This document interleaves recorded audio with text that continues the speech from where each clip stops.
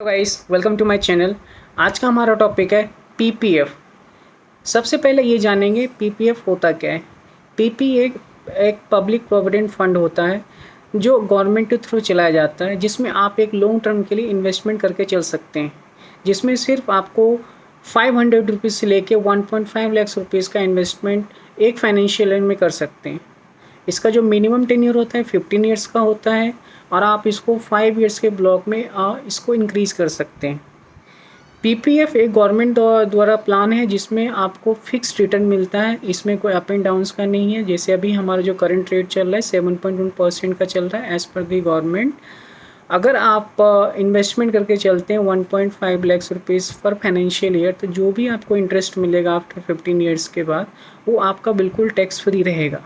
इसमें आपको कोई भी तरह का टैक्स नहीं देना होगा और ये गारंटेड प्लान है जिसमें आपको गारंटेड इनकम मिलता है। विदाउट आपको कोई भी तरह का टैक्स नहीं देना होता है, ना मैच्योरिटी पे टैक्स देना होता है ना, और ना ही इसमें कोई आपका जो है अलग से टैक्स देना पड़ता है। मिनिमम इसमें जो इन्वेस्टमेंट होता है, मिनिमम आप 500 रुपीज़ से लेके 1,50,000 रुपये तक का इन्वेस्टमेंट कर सकते हैं फाइनेंशियल ईयर। लेट्स से जिसमें क्या होता है, आप मंथली में आप मिनिमम आपको अकाउंट बैलेंस करने के लिए 500 रुपीज़ का ट्रांजेक्शन करना होता है एक साल में।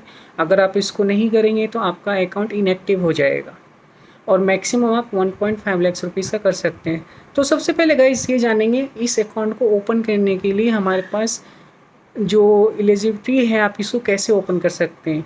पहले तो जो एक इंडियन होना चाहिए जो भी आप अकाउंट ओपन करते हैं। उसके बाद अगर आप ये अकाउंट ओपन करते हैं तो इसमें आपका अमाउंट फिक्स 15 ईयर्स के लिए ब्लॉक हो जाएगा। लेट्स से आपने आज इन्वेस्टमेंट किया है एक फाइनेंशियल में 1.5 लाख रुपए, वो 15 ईयर्स के लिए आपका ब्लॉक हो जाएगा।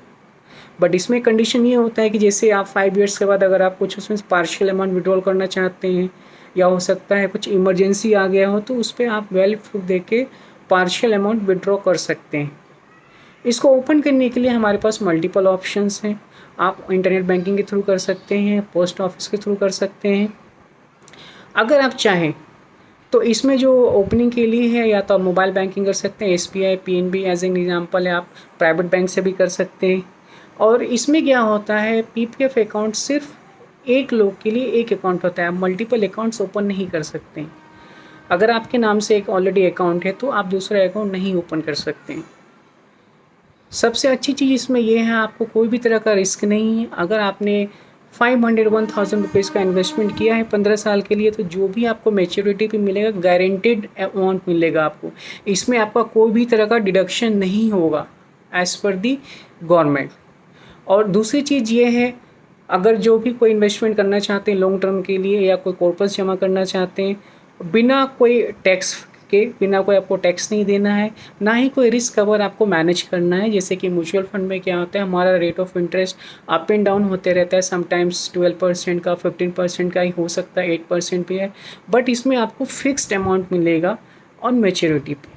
तो गाइस, जो भी अगर आप लॉन्ग टर्म के लिए इन्वेस्टमेंट करना चाहते हैं और एक गारंटेड प्लान के लिए जाना चाहते हैं, तो सबसे अच्छा बेस्ट ऑप्शन है पीपीएफ, जिसमें आप 15 ईयर्स के लिए इन्वेस्टमेंट करके एक अच्छा सेविंग आप फ्यूचर के लिए जमा कर सकते हैं। वो हो सकता है रिटायरमेंट के लिए भी हो सकता है, या आप एजुकेशन के लिए यूज़ कर सकते हैं, या शादी के लिए यूज कर सकते हैं नए बच्चों के लिए।